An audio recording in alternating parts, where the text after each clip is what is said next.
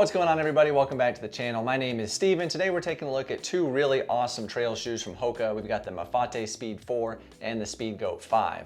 Is one of them maybe a little bit better than the other? Well, let's see if we can answer that. But first, I do need to let you know that Hoka did send both the Speedgoat 5 and the Mafate Speed 4 to me to review. I've already done those full reviews. I'll link them somewhere in the video or at the end. But I'm not gonna send this to them ahead of time. They're not gonna proof it. I'm gonna say exactly what I want, just like always, give you the truth. I want the truth! You can't handle the truth! Just like all the shoe comparisons that I do, we're gonna start off with some stats of both of these shoes. They are pretty much identical.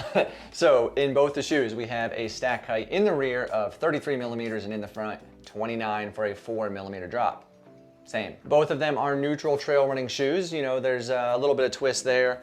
The Speedgoat, maybe just a hair more twist to it. Both of these are designed for pretty aggressive terrain, ultra marathon distance stuff. You can certainly wear them shorter, but that's kind of what they're designed for. And for the weight, both of these are men's size 11, my size. The Hoka Speedgoat 5 weighed in 11.2 ounces or 318 grams. A decent weight shoe. The Hoka Mafate Speed 4 weighed in at 11.7 ounces or 332 grams. Again, a okay weight shoe. But obviously one of those is a little bit lighter than the other by almost a half an ounce, and that's the Speedgoat 5. So that's our first victor of the day, goes to the Hoka Speedgoat 5 for the weight. Hey, before we move on to the next category of these trail juggernauts, why don't you scroll down, give the video a thumbs up, click that like button. It does help out a lot. Maybe if you're new, click subscribe too, and you'll see more videos like this in the future. And the next category up for debate is the fit of the shoe, the overall fit of the upper and just everything. So we'll start with the Hoka Speedgoat 5. Overall, it's a pretty darn good fit. It fits true to size, just like all other Hokas in men's size 11 for me. It is a larger footprint of a shoe. The toe box is a pretty good size. There's definitely room for toes to kind of splay just a little bit. In the Hoka brand, let's say that. This is definitely not a wide toe box like an Ultra or a Topo Athletic, but as far as Hoka goes, it's pretty decently wide. The dynamic vamp in the toe box provides some stretching for sure. That's one thing I've noticed, and I've seen a lot of other people mention, is that they did notice this shoe stretches quite a bit, this upper. So if you were gonna wear this long, like 100-mile distance, it might be good to have that stretchability, as your foot kind of swells a little bit. But in your daily training runs, it can kind of lead to feeling a little bit sloppy. Just your foot moves around a little bit. The lockdown in the shoe for that fit, it's okay. I had to do the lace lock in the Speedgoat 5 here, which you can see, and I got a decent lock that way. Didn't really have any heel slippage. It could certainly be improved a little bit, that is for sure. But as far as the medial arch goes, I did not have any rubbing in there. It felt fine for the width of my foot. And again, this is subjective to my foot shape and what I think. But overall, the fit is pretty good. Moving on to the Mafate Speed 4, the fit and feel of the single layer jacquard mesh is really nice. So it fits true to size, just like the Speedgoat 5 did. I will say though that this did feel a little bit long in the toe box. It just felt like there was a little more room for being the same size shoe. It also has that same dynamic vamp in the front. It does stretch just a little bit. I don't know if it's gonna stretch as much as the upper on the Goat. This feels a little bit more stretchy, but it does have a little give to it. So I think that, the long haul, 100-mile distance, this will be fine for that as well. Medial arch, again, no rubbing in there. It fit comfortably. The lockdown in this was much better in the Mafate Speed 4. I did not have to do the heel lock in these at all, and I was still able to get a really nice lockdown. The bolstering inside the heel cup just feels a little bit better in that lockdown. And so the victory in the fit category is gonna go to the Mafate Speed 4. Overall, it just, it fits better. And the next category we're gonna talk about is the comfort of the two shoes. And this is, again, subjective to what kind of shoe you want to run in, but they're both very similar, and this is a very close category. So we'll start with the Hoka Speedgoat 5. Overall, the comfort of this shoe as a whole is really nice. The upper, that dual layer jacquard mesh, it feels good. It's not abrasive, it just feels comfortable to your foot. One area where the Speedgoat 5 definitely lacks in comfort is the tongue. So the tongue on the Speedgoat 5 is very thin. I mean, you can see there is really no padding to this. There's maybe just a hair right there in the center, but it is very minimal, like incredibly minimal. So much so that with this lace lock, the laces are up just a little bit higher. It causes a little bit of an issue, especially running downhill. You can feel the laces digging into your foot, and late in a race, that's not comfortable. So that's a big negative for me personally with the Speedgoat 5. I gotta say, another area of concern for the Speedgoat 5 is the breathability. Take a look at the tissue test. You can see on low, it doesn't really breathe that well with the hair dryer. Flip it on to high and it does breathe pretty decently. but you know, in a hot environment, it might not be enough breathability and you might have some sweating issues there. But the area where the Speedgoat shines for comfort is the midsole. The midsole of this is just amazing. It feels so nice with all that cushion underfoot. It's definitely a more plush ride. For that 100-mile distance, it's gonna have the cushion that you want and protect your feet. Overall, combined with the outsole, that Vibram Mega Grip, which we'll talk about in just a little bit, but that just helps you with the rocks, combined with that cushion. It just feels nice. It's a very comfortable shoe. As for the Mafate Speed 4, it is also a very comfortable shoe overall. There's definitely a couple areas where this one shines, and one of those is gonna be the tongue. The tongue of this is really nice. It's padded. It's not excessively padded, but it has a good amount of padding. The length of it is good.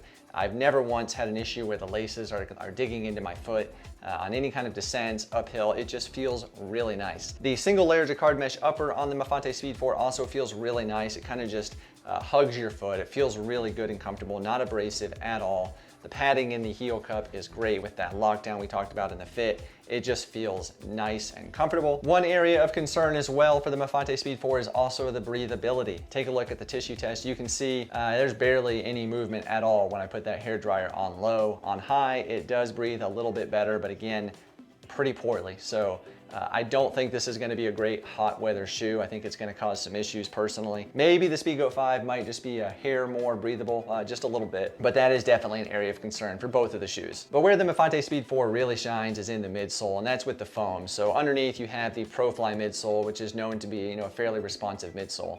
Then on top of that, you've got the ProFly Plus, which is more responsive, has great cushion, and it's snappy. It feels really good. I will say though, there's definitely, I was kind of surprised with this being the ProFly Plus and the ProFly.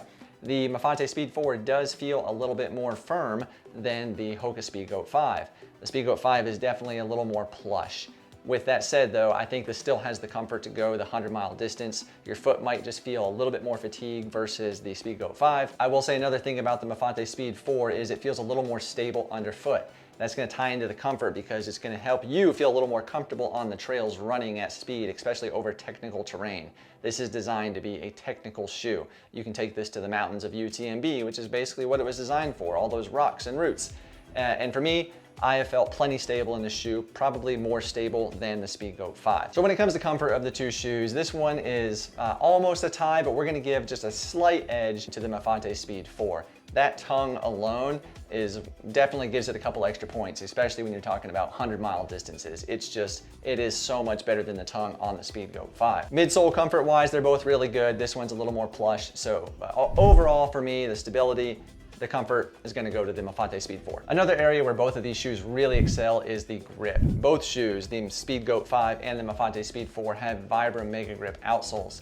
The outsole on the Mafate Speed 4 is the light-based version of that compound. Both are incredibly sticky and tacky. Running over top of like wood surfaces, rocks, you can literally hear the shoes like peeling off of them. They are both insanely grippy. It doesn't get better than Vibram in my opinion. Both of these do also feature the traction lugs, which have the little knobs on those, which provides just a little bit more grip, especially when going uphill or downhill. Both shoes have 5mm lugs. The HOKA Mafate Speed 4 is the one really designed for seriously technical terrain.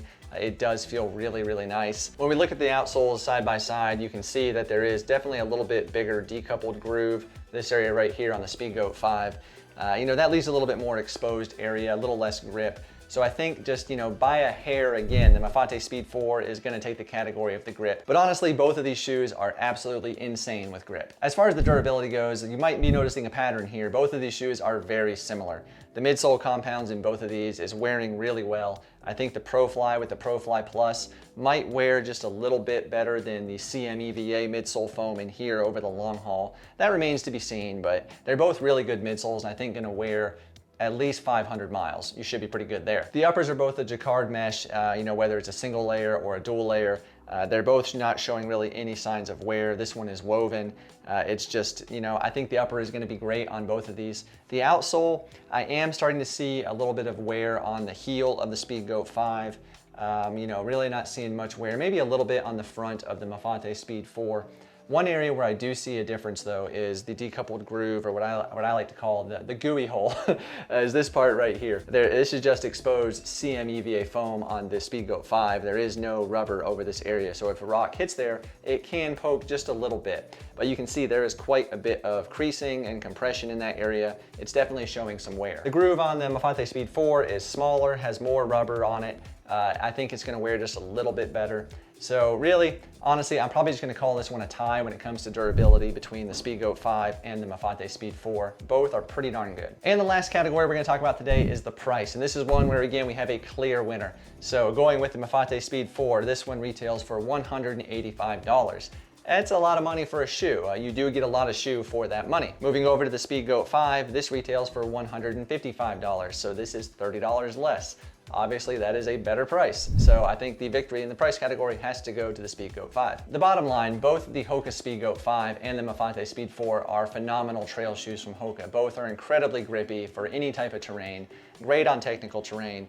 Both are gonna last you for a long time and give you that comfort that you want for a 100-mile ultramarathon distance type race.